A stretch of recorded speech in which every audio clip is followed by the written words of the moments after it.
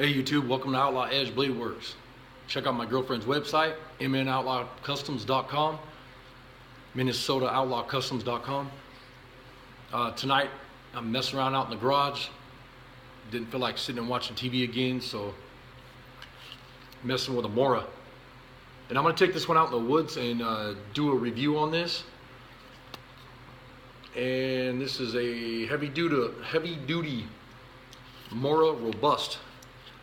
And I did a clipper video the other day, and I kind of wanted to show the difference on these Moras. They're a lot fatter right here, and they sit in your hand where you have, it's called a Rubust, so it's very robust in your hand. You have a lot of purchase right here. It's really, you have a lot more handle to hold on to.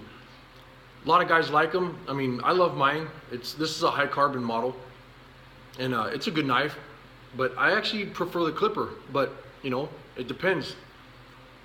There's days when I like this one because it's got a little bit more beef on the handle there. And this is the fluorescent orange.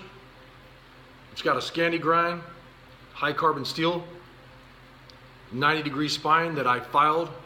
When you get these Moras, they're I guess they stamp them out, so when they do that, these are not 90 degrees. And I went ahead and filed this, and now it throws sparks really good. And it's got the plastic hole, or the hole in the end of the plastic sheath for a drain hole. And this is just your regular Mora style sheath. It's got the deal where you can hook it to the other knives or hook it on your loops, belt loop, whatever you want to call it. Oh.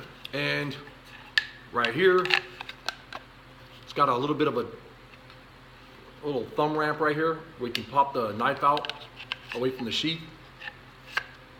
And it's got a nice detent or lock. When it locks in, you're not gonna lose your knife. And they lock in pretty good. I'm surprised. But this has been a great knife, and I've beat it up a little bit, but I'd like to do a video of what you can do, and I'm kind of planning on beating on this thing out in the woods until I can break it, but we'll see.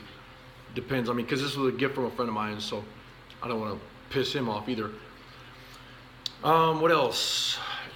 It will rust because it is high carbon, so the blade will rust if you do not oil it. And you can see I have junk all over it from being out and playing in the woods, and it's starting to get a little bit of a patina on it. And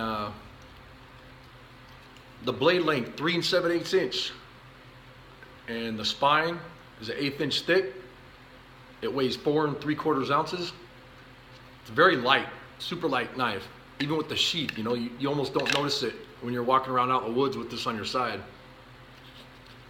And these style knives would be great for fishing and whatever, but I wouldn't recommend using a carbon steel version. I'd get the stainless steel version. That way they don't rust on you.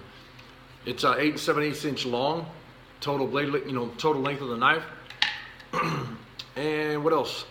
Amazon sells them for $16. And I'm not doing this for Amazon. I'm just saying if you wanted to get one, that Amazon sells them for $16. I've seen them at Ben's Backwoods and a couple other places for pretty cheap. And I believe that's about it. Trying to check my notes here. Highly recommended though. This is a good knife. And like I said, the sheaths are great. And one of my favorite deals about this whole knife is the color. You lose this out in the woods, drop it, whatever, you start backtracking, I guarantee you're gonna find this knife. Anyways, thanks for joining me tonight. Hope you sub my channel. Thank you.